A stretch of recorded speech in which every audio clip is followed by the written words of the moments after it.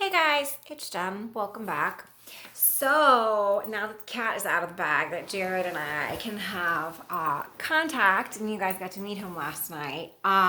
I thought that today, a lot of you guys have been messaging me, asking me stuff like, and so that I love, or my friend, or, myself, I'm still active in addiction, or, how do I know my friend's really okay? Or what can I do to support them? And, what do they need for help and stuff? And I think that's awesome that you guys are so open and willing to help the people that you love that are suffering from substance use disorder.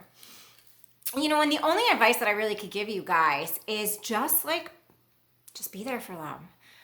Just actually listen to them and let them talk, and try not to judge, because you just don't know what it's like. People are always like, well, if you don't want to do it, just don't do it. It's not that easy. If it was, nobody would suffer the way that people do suffer. The only thing that really truly helps is if someone doesn't judge you and they just sit and they listen. So sometimes, okay, I always say to people, what keeps people sick and what keeps people active in their addiction is the trauma that they suffered. So no one just wakes up and says, I'm going to be an addict today. I'm going to go shoot some dope. I'm going to go smoke some meth, or I'm going to smoke some crack. Yeah, that's cool, right? No one says that. I think people don't want to realize, addicts, us people, we don't want to realize that the reason why we do what we do is, yes, because we're addicted and because we actually have a disease that we cannot control. But the trauma of our past and the things that we've experienced throughout childhood, young adulthood, or up to whatever age we're at, because let's face it, some people pick up late in life, people pick up super early. I was kind of mid-range, I think. For me, I didn't really start partying, as I liked to call it, until I was 20s,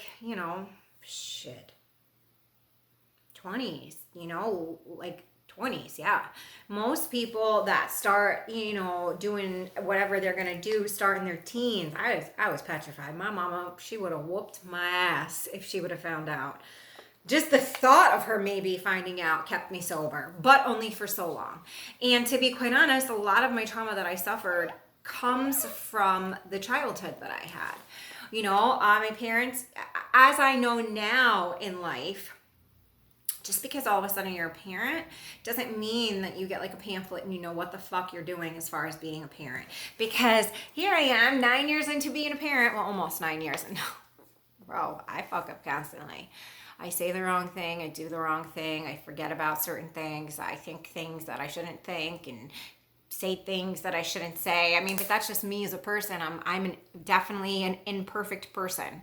And I actually love that about myself. But, so now looking back on it, I guess my mom was mentally unhealthy. So she wasn't able to maybe make me mentally healthy. I don't know. I don't really, I don't know. But I dealt with a lot of that when I was incarcerated at Shock. And I think that's one of the reasons why I'm able to be so successful now.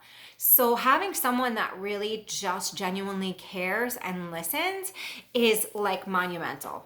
For me, it was anyway.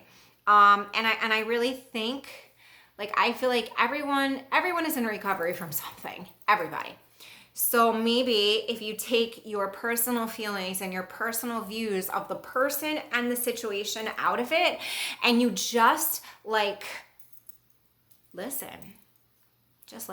Just listen and be there and support of how that person feels.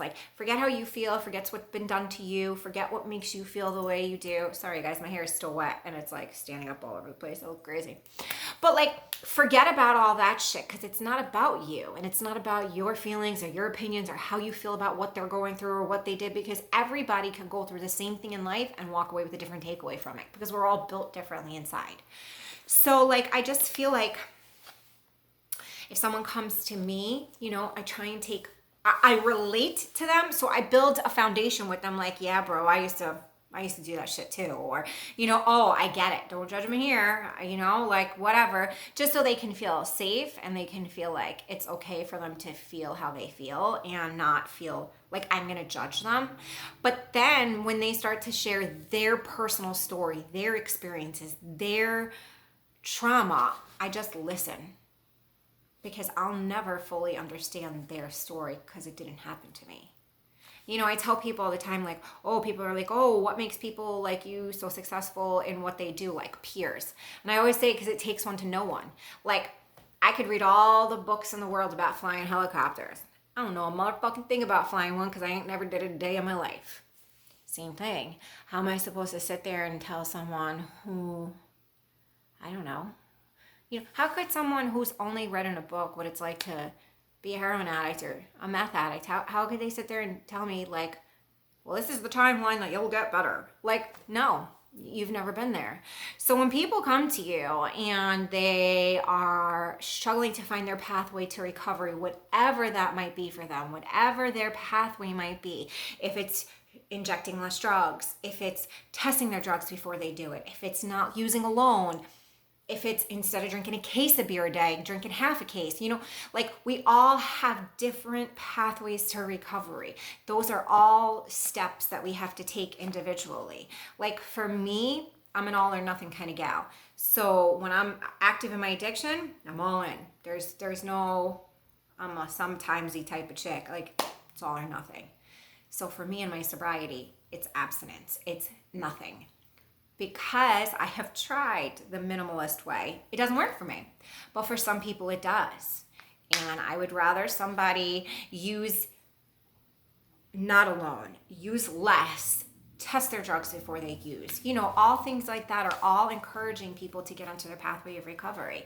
So when people come to you and they ask you those questions, or when you guys come to me and ask me those questions, listen, that's the best thing you can do.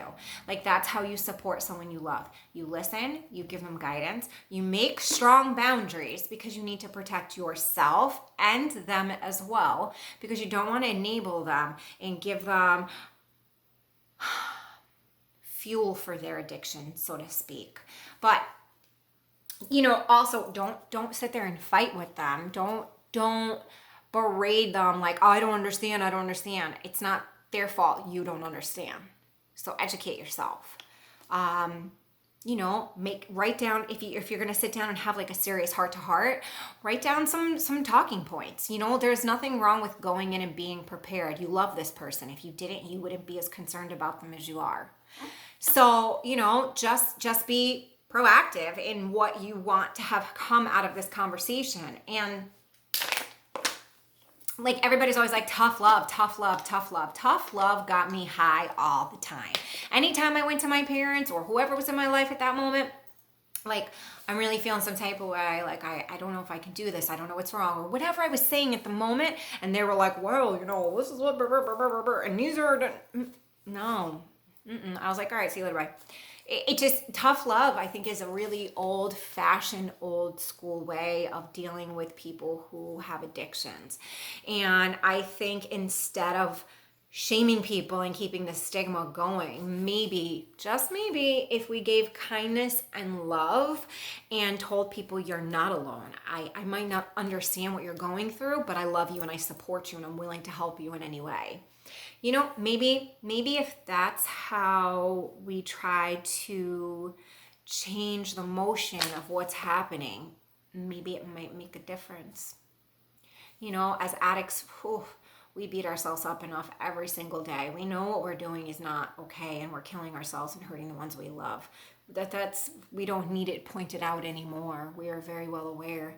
What we need is someone to stand next to us, not in front of us, not behind us, but next to us while we take the next steps to save our own lives.